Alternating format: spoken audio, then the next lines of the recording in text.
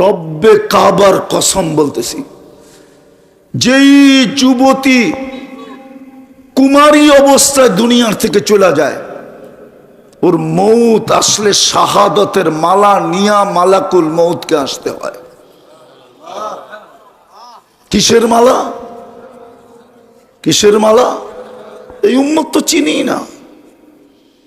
জানেন শাহাদতের প্রকার কয়টা?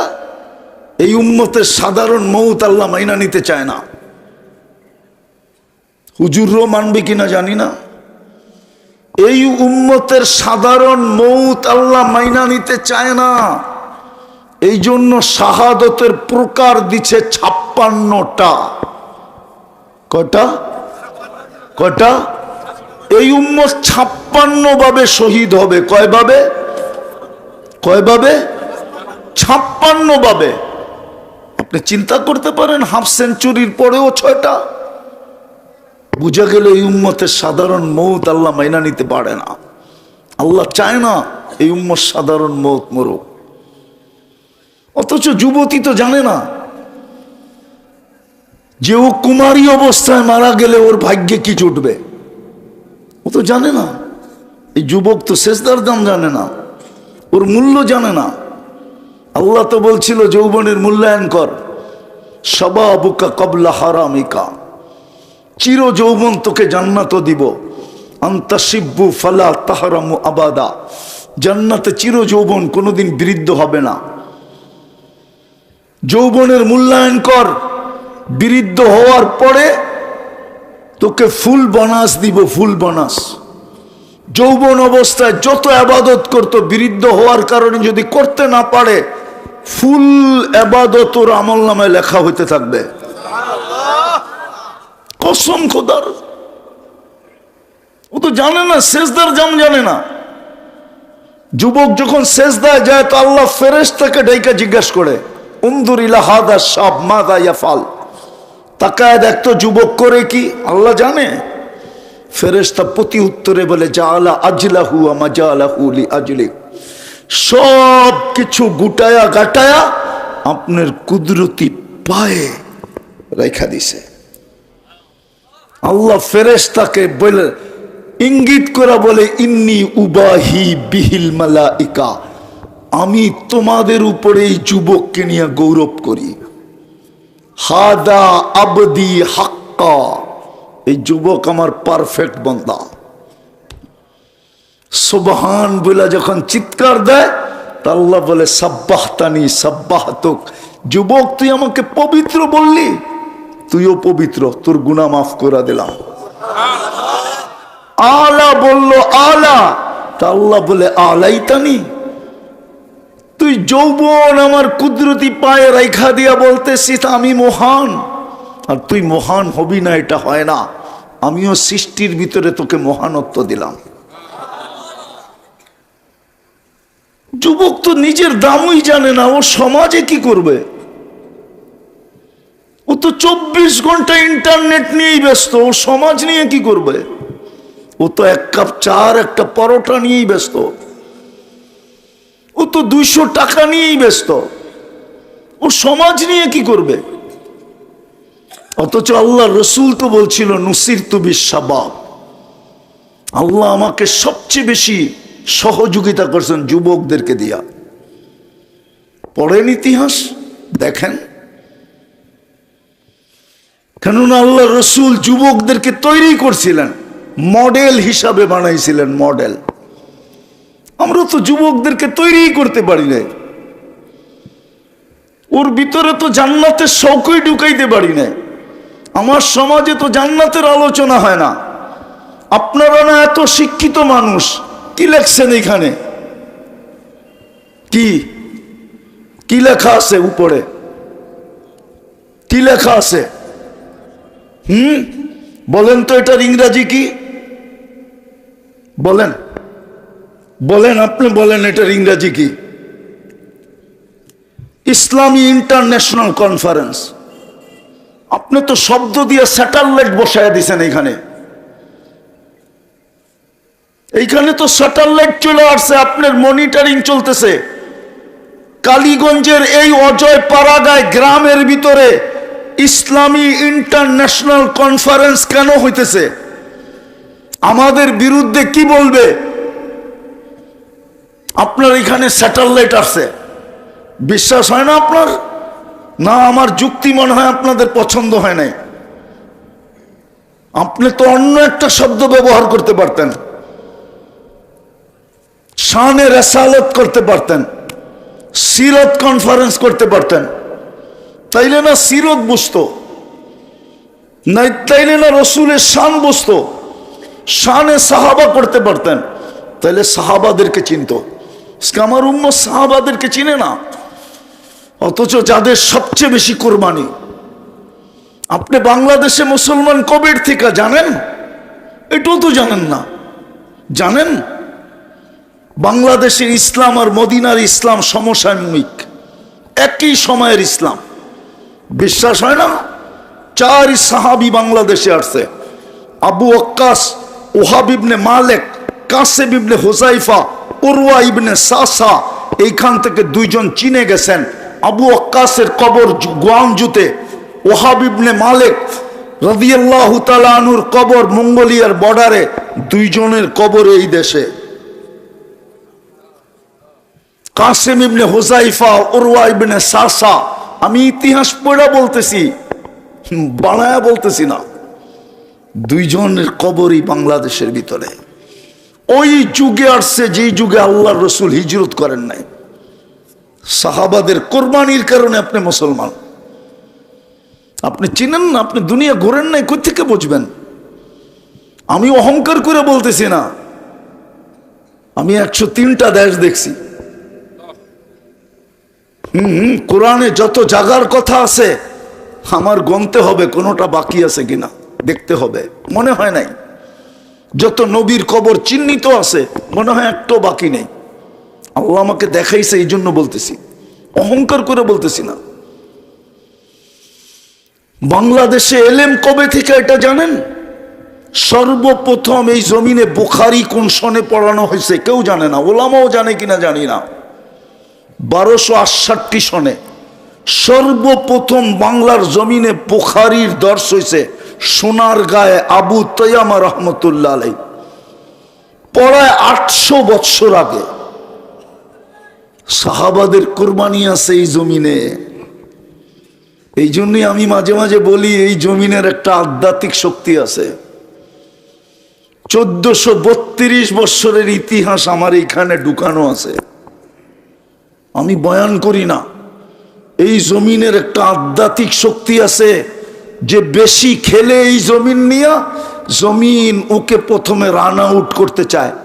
যদি রান আউট না হয় তাহলে জমিন ওকে বোল্ড আউট করতে চায়। যদি বোল্ড আউট না হয় তাহলে ক্যাচ আউট করতে চায়। যদি ক্যাচ আউটও না হয় তো ছক্কা মাইরা বাউন্ডারির বাহিরে করে দিতে চায়। এটাই জমিনের আধ্যাত্মিক শক্তি, আপনি জানেন না? ইসলামের প্রথম কোরবানি এই মাটির নিচে আছে। এর চেয়ে বড় কোরবানি দুনিয়ার কোনো মাটির নিচে নাই। মক্কা মদিনা বাইতুল মুকাদ্দাস নিয়ে তুলনা হয় না, ওটা তুলনার বাহিরে। দুনিয়ার কোনো জমিনের ভিতরে ইসলামের কোরবানি যেটা এই লাল সবুজের মাটির নিচে আছে, দুনিয়ার কোনো জমিন দেখাইতে পারবে না আমার ভিতরে আছে। চ্যালেঞ্জ। আমি ইতিহাস পড়া বলতেছি। বিদায় আমি শেষ জায়গায় চলে আসছি। যুবকরা, জীবনের মূল্যায়ন করো। আমি জীবন থেকে শুরু করছিলাম। জীবনের এক একটা পর্ব আল্লাহর কাছে দামি, কিন্তু সবচেয়ে বড় পর্ব হইল আগে নিজেকে গুছাও। খোদার কসম, তুমি তোমাকে গুছাও। আল্লাহ যদি কাম নিতে চায় তাহলে একজন দ্বারা এত কাম নিবে যেটা 1000 জন না কোটি জনের দ্বারা সম্ভব হবে না। মোহাম্মদ বিন কাসেম 13-17 বৎসরের যুবক ছিল। কত কত কত কত হাজ্জাজ বিন ইউসুফের মেয়ের জামাই ছিল। যদিও হাজ্জাজ বিন ইউসুফের নাম শুনলে আপনাদের হাজ্জাজ বিন ইউসুফের মেয়ের জামাই 17 বৎসর বয়স, কাজ নিছেন। আরেকটা দেখাবো, দুনিয়াতে একটা আইল্যান্ড আছে কমরু আইল্যান্ড, আমি গিয়ে আসছি ওইখানে। উসমান রাদিয়াল্লাহু তাআলা আনহুর 13-14 বৎসরের ছেলের কবর আছে, মোহাম্মদ ইবনে উসমান ইবনে আফফান। কমরু আইল্যান্ডে ভারত মহাসাগরের পানি বৎসরে একবার উপরে ওঠে, আর ওই কবরে আইসা চুমা খায়, চুমা, অনলি একবার। আমি জিজ্ঞেস করছি এরকম কেন হয়, বলতে পারি না। আমি ওই কবরের ভিতরে 2 ঘন্টা ছিলাম। 9টায় গেট খোলে, আমি 7টায় যে দেওয়ালের উপর দিয়ে ঢুকছিলাম। বলবেন আপনি দেওয়াল টপকায় গেলেন কেন? আমি জানতাম আমাকে কিছু বলবে না, কেন আমি রাষ্ট্রীয় মেহমান ছিলাম, বিদায় আমাকে কিছু বলবে না, এটা আমার জানা ছিল। কিন্তু আমার নিজের মন মানতে ছিল না যে আমি 9টা পর্যন্ত অপেক্ষা করি। আমি ভিতরে যে ভাবতে ছিলাম যে দেখি এখান থেকে কিছু মিলে কিনা, আধ্যাত্মিক কোনো শক্তি এই সিনায় আসে কিনা। 14 বৎসরের ছেলে। কমরু আইল্যান্ড দুনিয়ার একটা দেশ যেখানে কুকুর পালাও নিষেধ, কুকুর নিয়ে ইন করাও নিষেধ। আপনি এয়ারপোর্ট পর্যন্ত যেতে পারবেন, কুকুর নিয়ে ইন হইতে পারবেন না, ঢুকতে পারবেন না, কুকুর পালাও নিষেধ। আমি স্পিকারকে জিজ্ঞাসা করছিলাম কুকুর পালা নিষেধ কেন, কুকুর নিয়ে কেন আসা যাবে না? বলছে তুমি কি হাদিস পড়ো না, তোমাকে মুফতি লেখছে কে? আমি বলছি কেন? কুকুর পাললে 1 কিরাত সওয়াব কমে, আমরা গরিব মানুষ খাইতেই পাই না, ডেলি যদি আমাদের 1 কিরাত সওয়াব কমতে থাকে তাহলে কালকে আল্লাহকে চেহারাটা কিনিয়া দেখাবো। শুধু 9 লক্ষ লোক, 4টা ছোট ছোট 4টা দ্বীপ নিয়ে দেশ, ওটাকে 4 স্টার বলে, 4টা স্টারের দেশ। কমরু আইল্যান্ড বলে ইংলিশে, আরবিতে বলে জুজুরুল কমর। জান উসমান রাদিয়াল্লাহু তাআলা আনহুর ছেলের কবর আছে। এক ছেলের কারণে পুরো আইল্যান্ড মুসলমান হয়েছে, 14 বৎসর ছেলের কারণে। আমি বলছিলাম কেন ভারত সাগরের পানি একবার বাড়ে আর কবরে চুমা খায়? ভারত সাগর মনে হয় আল্লাহকে বলছিল যে মদিনা মুনাওয়ারায় যে চুমা খাওয়া আমার পক্ষে সম্ভব না। মুহাম্মদ আমার পদদেশে শুয়ে আছে, যার সম্পর্ক মুহাম্মদুর রাসূলুল্লাহর সাথে, উসমান ইবনে আফফান হইয়া মুহাম্মদুর রাসূলুল্লাহর সাথে সম্পর্ক। আমাকে বৎসরে একবার অনুমতি দেন, আমি এই কবরে চুমা খায়া ওই কবরে চুমা খাওয়ার স্বাদ মেটাইতে চাই। যুবক, নিজেকে তৈরি করো। কয়দিন তোমার যৌবন? বলো কয়দিন তোমাকে কেউ ফুল দিবে?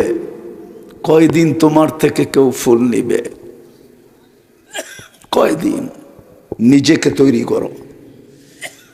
দেখবা তোমার একজন দ্বারা আল্লাহ কাজ যদি নিতে চায়, ইতিহাসের পাতায় আছে এক যুবককে দিয়ে আল্লাহ কাজ নিতে চাইলে সারা দুনিয়ার কাজ নিবে,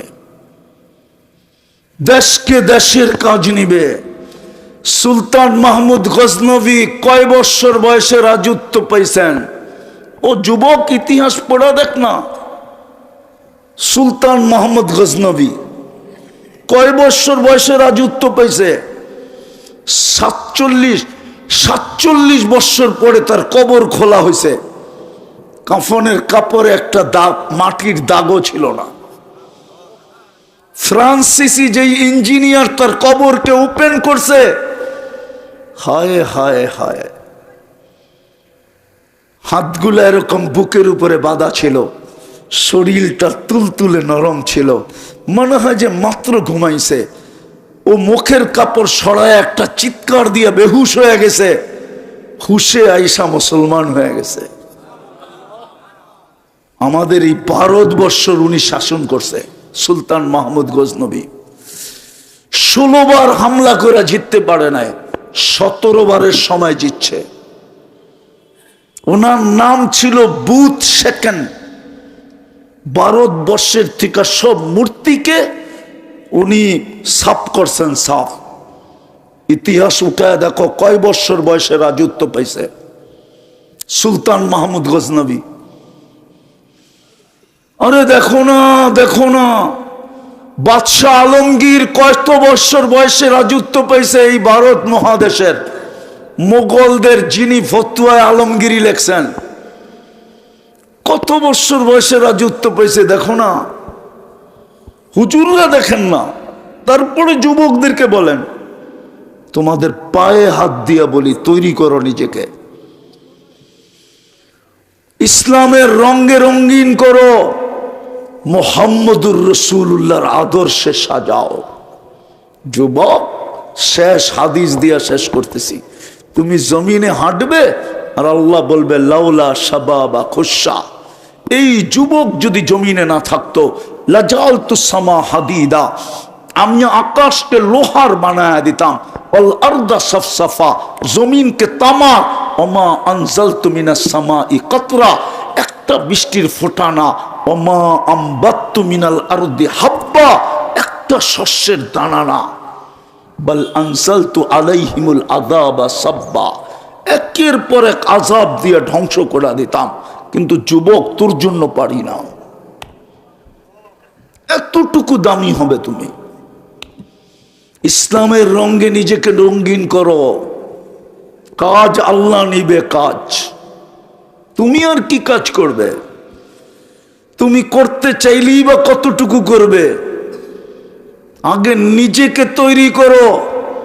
আল্লাহ যখন কাজ নিতে চাবে, একজন দ্বারা কাজ নিবে, একজন।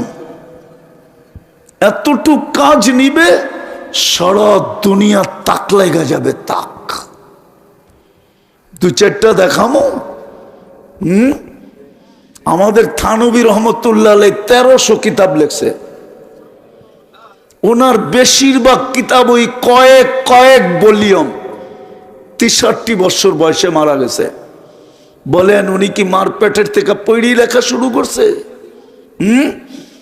16, 17, 19 বছর তো লাগছে পড়া কমপ্লিট করতে। হেফজ কিতাব সব কমপ্লিট করতে লাগছে 17, 18 বছর, 19 বছর লাগছে। 19 বাদ দেন, 63 থেকে কয় বছর থাকে? ইমাম তাইমিয়া রহমতুল্লাহ আলাইহির এক কিতাবই 36 ভলিউম। উনি 63 বছর বয়সে মারা গেছে। ইমাম তাইমিয়ার জানাজা দেখা 60,000 খ্রিস্টান মুসলমান হয়েছে। আবু হানিফা রহমতুল্লাহ আলাইহির জানাজা দেখা 90,000 খ্রিস্টান মুসলমান হয়েছে। হায় হায় হায় হায় হায় হায়। বাইজিদ বুস্তামির এক মজলিসে 5 লক্ষ পাদ্রী মুসলমান হয়েছে। 5 লক্ষ পাদ্রী। অথচ অথচ অথচ অথচ অথচ আল্লামা আলবানী রহমতুল্লাহ আলাইহি, ওনার গ্রামে আমি গেছি। নাসির উদ্দিন আলবানী, ওনার গ্রামে আমি গেছি। একদিনে 5 লক্ষ মুসলমান খ্রিস্টান হয়েছে। আপনি সুবহানাল্লাহ পড়েন। ওনার কবর আম্মানে, আমি ওনার কবর জিয়ারত করে আসছি। জর্ডানের রাজধানী আম্মানে ওনার কবর। আমি চিনি ওনার কবর কোথায়। আমি ওনার গ্রামে গেছি আলবানিয়া। একদিনে 5 লক্ষ মুসলমান খ্রিস্টান হয়েছে। অথচ বাইজিদ বুস্তামির এক মজলিসে 5 লক্ষ খ্রিস্টান পাদ্রী মুসলমান হয়েছে। ওনাকে 62টা প্রশ্ন করছিলেন পাদ্রীরা, উনি 62টার জবাব দিছে। উনি একটা প্রশ্ন করছিলেন বড় পাদ্রীকে, 5 লক্ষর উস্তাদকে একটা প্রশ্ন করছিলেন। পাদ্রী চুপ হয়ে গেছে। শিষ্যরা বলছে জবাব দেন না কেন? 62টার তো দিলে, একটারটা দিতে পারবেন না? বলছে পারি জবাব, কিন্তু তোমরা মানবে কিনা? বলছে মানব। জবাব দিতে দেরি, কলেমা পড়তে দেরি করে নাই। হায় হায় হায়। যুবকদের পায়ে হাত দিয়ে বলি, তোমরা যৌবন দুই জিনিসের মাধ্যমে মাটিতে মিশাইয়া দিতেছ। দুই জিনিস, একটা হলো মাদক, আরেকটা হলো ইন্টারনেট। আমার সমাজে সুশীল সমাজ কাজ করে না, আমার শিক্ষিত সমাজ কাজ করে না, আমার ডাক্তার সমাজ কাজ করে না। ওরা ইচ্ছা করলে তোমাদেরকে যুক্তি দিয়ে বুঝাইতে পারে যে ইন্টারনেটের আজে বাজে ব্যবহার তোমাদের যৌবনের উপরে কি এফেক্ট হইতেছে। তোমরা আমার কাছ থেকে শোনো, বিশ্বাস করো আর না করো। তোমরা সারাদিন যা দেখো ইন্টারনেটে, আমি বদদুয়া দিতেছি না, হইতে পারে তোমরা বাসর রাত্রে তোমাদের উইকেট পড়ে যাবে, তোমাদের যৌবন মাটির সাথে মিশা যেতেছে। তোমরা ইন্টারনেটে যা দেখো, যুবতীরা যা দেখে, বাংলাদেশে পরকীয়ার তুফান চলতেছে কেন? বাংলার প্রবাদ বাক্য সত্য হইতেছে, যুবতীরা কুড়িতেই বুড়ি হয়ে যেতেছে। স্বামী পরকীয়া করবে না তো করবে কি? যুবকরা ইন্টারনেটের ব্যবহারে যৌবন মাটির সাথে মিশায়া দিতেছে। ওর স্ত্রী পরকীয়া করবে না তো করবে কি? এই জন্য পরকীয়ার তুফান বাংলাদেশে চলতেছে। হারবালের দোকান প্রত্যেক গলিতে গলিতে বাড়তেছে। ইন্টারনেটে হারবালের কিনা বেচা হায় হায় তুফানের মতো চলতেছে। দুনিয়ার কোনো হারবালে যৌবন নাই। যুবক, আমার চেয়ে বেশি হারবাল তোমরা দেখো নাই। যদি দুনিয়ার হারবালে যৌবন থাকতো তাহলে সবচেয়ে বড় এজেন্সি আমার কাছে থাকতো। আমি আজ থেকে দুনিয়া ঘুরি না, 103টা দেশ একদিনে হয় নাই। আমি অহংকারের সাথে বলতেছি না। আলহামদুলিল্লাহ সুম্মা আলহামদুলিল্লাহ, বৎসরে 2-4 দিন এরকম যায় আমি 2 বেলা 2 মহাদেশে খাই, আবার 3 বেলা 3 মহাদেশে খাই। আল্লাহ আমার জন্য দুনিয়া ওপেন করে দিছে। আমি চিনি হারবালে যৌবন নাই। পায়ে হাত দিয়া বলি, ফিরো, নিজেকে ইসলামের রঙে রঙিন করো, মুহাম্মদুর রাসূলুল্লাহর আদর্শে আদর্শবান বানাও। আল্লাহ তোমার থেকে কাজ নিবে, কসম খোদার, তোমাদের থেকে কাজ নিবে। আল্লাহর রসুলের দোয়া তোমাদের সাথে আছে। নুসিরতু বিশাবাব, আল্লাহ সবচেয়ে বেশি কাজ যুবকদেরকে দিয়া নিছেন, তোমাদের দ্বারাও নিবে। পারবা তওবা করে ফিরতে? পারবা? আরে যুবকরা কি বলে পারবা? কে কে পারবা মনের থেকে যে আমি তওবা করে ফিরতে চাই? পারবা? আর নইলে একদিন তুমি নামাও, একদিন তুমি আমাকে খুঁজবা, বলবে হুজুর সত্য বলছিল। আমি আমার নিজের কাহিনী বলতেছি। আমি এক ব্যক্তিকে চিনি, হয়তো মারা গেছে। ও বলতো মৌলানা নে সচ কাহা, আফসোস হাম না সমঝে। মৌলানা সত্য বলতো, কিন্তু আমরা বুঝি নাই। কাহিনী বড় পিছের, বড় লম্বা। তুমিও একদিন বলবা হুজুর সত্য বলছিল, আমি বুঝি নাই। ওই দিন বলে লাভ হবে না। আজকে তওবা করো, ফিরো, ইসলামের রঙে নিজেকে রঙিন বানাও। তোমাকে আল্লাহ সারা দুনিয়ার জন্য মডেল বানাবে। হাজারো যুবকের নাম ইতিহাসে আছে মডেল। হ্যাঁ, তোমার কাছে মডেল না হইতে পারে, আল্লাহর কাছে মডেল। তোমার কাছে মডেল না হইতে পারে, আল্লাহর রসুলের কাছে মডেল। তোমার কাছে মডেল না হইতে পারে, সাহাবাদের কাছে মডেল। তোমার কাছে মডেল না হইতে পারে, সৃষ্টির কাছে ওই যুবক মডেল। সমগ্র সৃষ্টির কাছে ওই যুবক মডেল। সত্য বলতেছি, সত্য বলতেছি, নাহলে হাজারো যুবকের কবর আমাকে কাঁদাইতো না। আমি হাজারো যুবকের কবর চিনি। আমার চোখে একটা চশমা না, 2টা। ভিতরেরটা অপারেশন করে লাগানো, বাহিরেরটা শুধু দেখা যাইতেছে। কাঁদতে কাঁদতে আমার চোখ শুকায় গেছে, এখন আর কান্না আসে না। হ্যাঁ যুবক, এই জন্য তোমাদের পায়ে ধরতেছি আমি। তওবা করে ফিরে আসো, ইসলামের রঙে রঙিন হও। এই জীবনই জীবন না। বাংলার ওই প্রবাদ বাক্য সত্য না হোক, এই দিনই দিন না, আরো দিন আছে। এই দিন নিয়ে যাবে তোমাকে ওই দিনের কাছে। এই জীবনই জীবন না, নিজেকে ইসলামের রঙে রঙিন করো। আজকে যদি মুসলমান একটা কাজ করতো তাইলে এই দুরবস্থা হইতো না। আল্লাহ ডেলি 5 বেলা ডাকে। কয় বেলা? 90% মুসলমান নামাজ পড়ে না। 90% মুসলমান নামাজ পড়ে না। আমি 90% বললাম। বাংলা একটা প্রবাদ বাক্য আছে, শ্বশুর বাড়ি মধুর হাড়ি, নিত্য গেলে জুতার বাড়ি। শ্বশুর বাড়িও ডেলি যাওয়া যায় না, আর আল্লাহ ডেলি 5 বেলা নিজের ঘরে আমাদেরকে ডাকে। একটু অ্যানালাইসিস করেন, কে ডাকে? কার ঘরে ডাকে? কার ঘরে ডাকে? ডেলি 5 বার ডাকে। সম্মানের ভিতরে কোনো কম করেন না, বরং ঘোষণা দিছে ওয়াজাবা আলাল মাজুর আন ইউকরিমাজ যায়ের। যতবার তুই পা রাখবি ততবার আমি তোকে সম্মানের মালা পরাবো। 90% মুসলমান মসজিদে আসে না। 5 বেলা কে ডাকে? শুধু আল্লাহ ডাকে?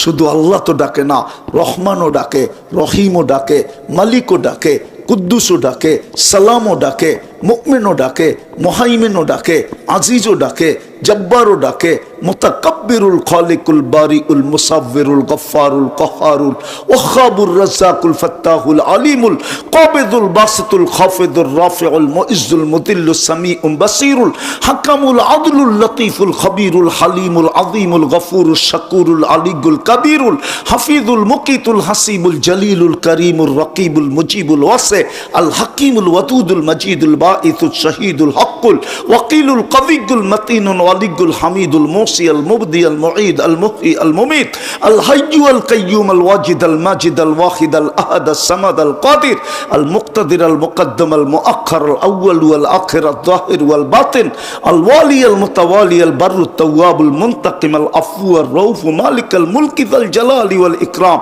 আল মুকসিত ওয়াল জামি ওয়াল গনি ওয়াল মুগনি আল মানি আদ দার আল নাফি আল নূর আল হাদি আল বদি ওয়াল বাকি আল ওয়ারিস ওয়ার রশিদ আস সাবুর জাল্লে জালালু।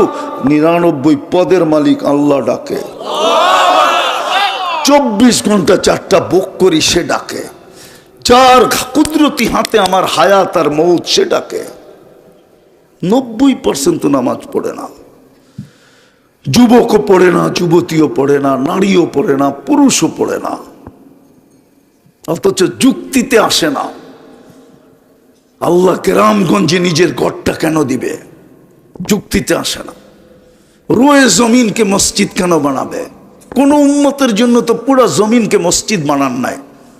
জুইলাত লিয়াল আরদু মসজিদা, আল্লাহর রসুল বলছে পুরো জমিন আমার জন্য আল্লাহ মসজিদ বানায় দিছে। কোন উম্মতের জন্য তো ছিল না। যুক্তিতেও বলে না। কালীগঞ্জের বড় লোকরা কালীগঞ্জে থাকে না, ওরা তো মাঝে মাঝে কালীগঞ্জে আসে। যেমন আগে বিদ্যুৎ যাইতো না, আসতো মাঝে মাঝে। ঠিক কালীগঞ্জের বড় লোকরা তো কালীগঞ্জে থাকে না, ওরা তো ঢাকাতে থাকে, উত্তরায় থাকে, নাইলে গুলশানে থাকে, নাইলে বনানী থাকে, নাইলে বাড়িদারা থাকে, নাইলে ধানমন্ডি থাকে, নাইলে দামি দামি ফ্ল্যাটে থাকে। আল্লাহ কি গরিব যে ঘরটা আপনার এলাকায় দিয়ে দিল? আল্লাহ গরিব? নাহলে ঘরটা আপনার গ্রামে দিল কেন? আল্লাহ আপনার আমার দিকে তাকায়া দিছিল যে দেখি ওরা ইজ্জত রাখে কিনা। হুকুম তো ছিল আমার ঘরের ইজ্জত রাখ। আজিনাল্লাহু আন তুরফা, আল্লাহ বলছিল ইজ্জত রাখ, আমি তোদের ইজ্জত রাখবো। কি কোরআন পড়লাম না ভুল পড়লাম? আজিনাল্লাহু আন তুরফা, আল্লাহ বলে ইজ্জত রাখ, আমিও তোমাদের ইজ্জত রাখবো। পায়ে হাত দিয়া বলি আসেন মসজিদ ভরেন, নাইলে চিৎকার দিয়া কোনো কাজ হবে না। নিবেন আমার কাছ থেকে দলিল? আমি দলিল দিলাম। আমাদের কিতাবে লেখা নাই ইহুদিদের সবচেয়ে মান্য গণ্য, সবচেয়ে গ্রহণযোগ্য কিতাব, যেটা ইহুদিরা সবচেয়ে বেশি মানে, অক্ষর অক্ষর মানে, ওটার নাম তালমুদ। নেটে সার্চ দিয়া দেখেন, তালমুদ নাম ওটা লেখা আছে, যতদিন পর্যন্ত মুসলমানের জুমার জামাত আর ফজরের জামাত সংখ্যায় সমান না হবে ততদিন পর্যন্ত মুসলমানের বিজয়ের পালা শুরু হবে না না না না। 250 কোটি মুসলমান জান দিল, বিজয়ের পালা শুরু হবে না। আপনি ব্যক্তির বিজয় চান না ইসলামের বিজয় চান? দেশের বিজয় চান না ইসলামের বিজয় চান? তাইলে জুমার ফজর সমান করতে হবে।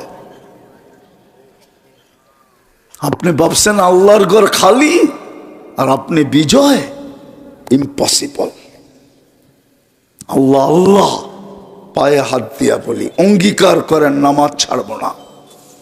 মসজিদ বলেন, মসজিদ যেদিন জুমার ফজর সমান হবে, আমার মনে আছে রাশিয়া যেদিন ভাঙছে, আমার মনে আছে বিরিপ কেস গর্বাচবের কাছে ছিল, ও ঘুমেরতে উঠা দেখছে রাশিয়া ভেঙে গেছে, ও জানেও না যে রাশিয়া ভেঙে গেছে, ওই সময় ঘুমের ঘরে ছিল। ইতিহাসের পাতা উঠান, দেখেন আমার কথা সত্য না মিথ্যা। বিরিপ কেস ওর কাছে ছিল। বিরিপ কেস বোঝেন? হ্যাঁ, অ্যাটমি শক্তি যারা, ওদের বিরিপ কেসটা প্রেসিডেন্টের কাছে থাকে। গর্বাচবের কাছে বিরিপকেস ছিল, বিরিপকেস নিয়ে ঘুমায় ছিল। সকালে উঠা দেখে রাশিয়া টুকরা টুকরা। ও জানেও না রাশিয়া ভাঙছে কিভাবে। পত্রিকায় লেখা উঠছে যে একটা কাচের প্লেট ভাঙলে শব্দ হয়, রাশিয়া টুকরা টুকরা হয়েছে, কোনো শব্দ হয় না। আল্লাহ করবে আল্লাহ। আপনি মসজিদ বলেন, ঘুমের থেকে উঠা দেখবেন বিজয়ের পতাকা উঠতেছে আকাশে, কসম খোদার। আর না হইলে আমি আমার কিতাবের রেফারেন্স দিতেছি না। আমাকে 89তে প্রশ্ন করছে, 89 প্রশ্ন আমি এখনো বলতেছি। হ্যাঁ, 89 প্রশ্ন। তোমাদের ফজরে আর জুমায় মুসল্লি কতটুকু হয়? জবাব ছিল জুমার তুলনায় ফজরে কোনো মুসল্লি হয় না।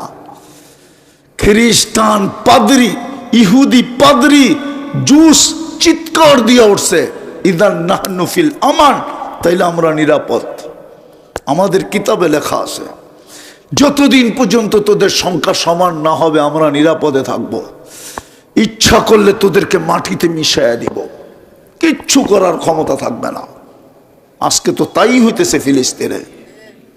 একটা রুটির টুকরার জন্য মরতেছে আর মুসলমান তাকায় তাকায় দেখতেছে, অথচ দুনিয়ার চাবি মুসলমানের কাছে। আজকে যদি ঘুরায় দেয় কালকে সকালে ঠিক হয়ে যাবে। সারা দুনিয়া সাইজ এরকম চাবি দিছে, কিন্তু ঘুরাবে কে? ভিতরে শক্তি তো নাই, দম নাই, দম দম ভিতরে কি নাই? দম নাই। মুসলমান শাসকদের ভিতরে দম নাই, দম। দম যদি থাকতো তাহলে 60 দেশ এক হয়ে বলতো চাবি ঘুরাইয়া দিলাম। এক রুটি ভাগ করে খাবো, তারপরও তোদের দিকে চোখ তুলে তাকাবো না, নাইলে মাসের পর মাস রোজা রাখবো। একদিনে চাবি ঘুরাইয়া দিছিল এক দেশ শুধু। বলবো ফয়সাল বলছিল, ফয়সাল চোখ গরম করে লাভ নাই, আমার কাছে জমজম আছে, খেজুর আছে, মা উ জমজম লিমা শরীফ, আমি জমজম খাইলে আমার খিদা নিবারণ হয়ে যাবে, আমি জমজম খাইলে আমার পিপাসা দূর হয়ে যাবে, আমি জমজম খাইলে দুনিয়ার সমস্ত ওষুধের কাজ করবে। ওলামা একমত, মা উ জমজম লিমা শরীফ। তুই আমাকে চোখ বড় বড় করিস না, তেল দিব যদি তুই বিনিময়ে আমারে সোনা দিতে পারস, নাইলে দিব না, বন্ধ করে দিব। ওই দিন থেকে রিয়াল আর ডলার মরবুত বোঝেন না, ওই দিন থেকে আজ পর্যন্ত রিয়ালের দাম আর ডলারের ভিতরে 20 পয়সা ডিফারেন্স হয় নাই, 20 পয়সা। শুধু একজনে চাবি ঘুরাইছিল। কি 2 দিন আগে দেখেন নাই হরমুজ প্রণালীতে খালি একটু বলছে, 2টা জাহাজ স্টার্ট করে দিয়া বলছে দিলাম বন্ধ করা, সাথে সাথে সাইজ। মুসলমানের কাছে চাবি আছে কিন্তু ভিতরে দম নাই। দম কি নাই? দম নাই আমাদের ভিতরে।